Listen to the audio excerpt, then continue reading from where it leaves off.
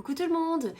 Allez go, on est reparti, on va encore un petit peu discuter des rêves comme on en fait depuis le début de la semaine. D'abord, mille excuses, mais j'ai l'impression que je refais une petite rechute Covid, donc je suis pas au meilleur de ma forme et je parle du nez, ce qui est vraiment pas terrible, mais bon voilà, faudra bien faire avec, c'est pas grave.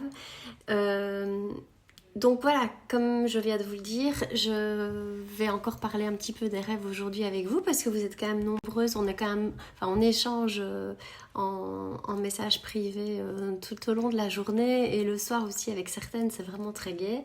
Et donc voilà, donc je vais commencer par un petit rappel. Qu'est-ce qu'on s'est dit? Alors lundi, on s'est dit que c'était pas nouveau d'écrire nos rêves, que ça existe. Si vous voulez, vous tapez sur Google ou sur n'importe quelle autre barre de recherche, c'est bucket list, je pense, ou enfin ses rêves, écrire sa liste de rêves. Et donc en tapant sur n'importe quelle barre de recherche, moteur de recherche, liste de rêves, vous allez trouver effectivement d'articles là-dessus qui expliquent un petit peu comment faire, ou il y a même des listes toutes faites où vous pouvez aller piocher certaines idées. Enfin voilà, donc c'est pas nouveau, donc on peut le faire.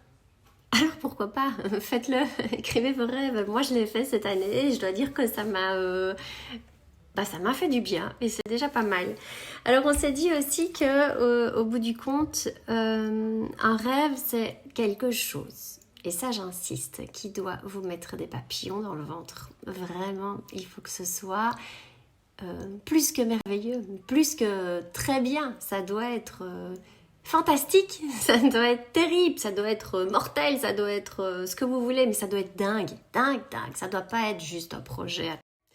Donc en fait, je suis en train de vous dire de trouver des trucs de dingue qui va vous mettre les papillons dans le ventre, des choses que vous avez vraiment envie de faire et de les mettre par écrit. Alors ça, on en reparlera demain. Hein. Il faut les mettre par écrit et je vous expliquerai pourquoi. Et vous allez me dire, ouais, ok, mais à quoi ça va me servir de faire ça? Alors, ça va vous servir à quoi? Effectivement, ça va vous servir déjà de 1, et ça je crois que c'est primordial, c'est de vous donner du temps. Dans nos vies actuelles, c'est rare quand on se dit, ok, je me pose, je prends un carnet, un joli carnet, je prends un carnet, je m'installe et je réfléchis.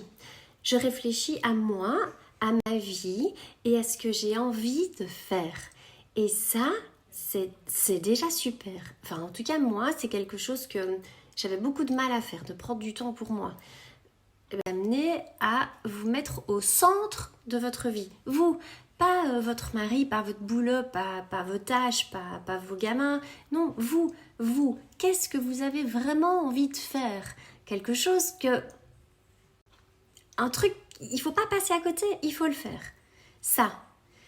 Donc vous allez vous choisir et vous mettre dans vos priorités. Et ça, c'est super important. Ce moment d'introspection, il est important pour vous. Et pour moi, c'est là le petit truc de toute cette démarche-là. Pensez à soi. D'accord? Faites-le. Donc vous allez vous installer avec un carnet, un joli bic, 4 couleurs, c'est encore mieux. Vous allez prendre ce temps-là pour vous et vous dire, ben voilà, moi, qu'est-ce que j'ai envie de faire? C'est une démarche qui va vous... Donc cette démarche-là d'aller rechercher les rêves qui sont en vous, ça va aussi vous permettre de retrouver votre âme d'enfant, celle qui a été oubliée quand on est devenu adulte et que par la force des choses et par notre train de vie, malheureusement, on a dû mettre de côté. Et c'est pas quelque chose de mal, on est obligé de passer par là, mais on oublie l'enfant qui est en nous. Et donc, prendre le temps de s'installer et d'aller chercher ce qui va nous faire vivre, ce qui nous fait vibrer là, tout au fond de nous, ça va nous permettre d'aller réveiller l'enfant qui est encore là, parce qu'il est encore là. Donc, allez le réveiller et vous allez retrouver une de ces joies de vivre, promis.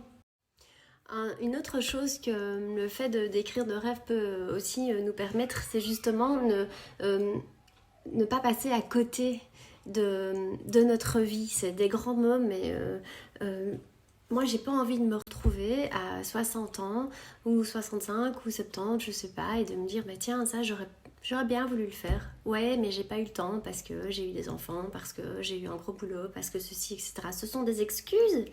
Et, et non, je suis responsable de ma vie. J'en prends la responsabilité. Si j'ai envie d'être heureuse et si j'ai envie de réaliser mes rêves, ben c'est moi qui dois le faire. C'est pas parce que j'ai pas le temps ou pour telle chose que je dois pas le faire. Non, je vais me donner le temps de le faire. Je me choisis. Je suis ma priorité et je veux vivre ma vie.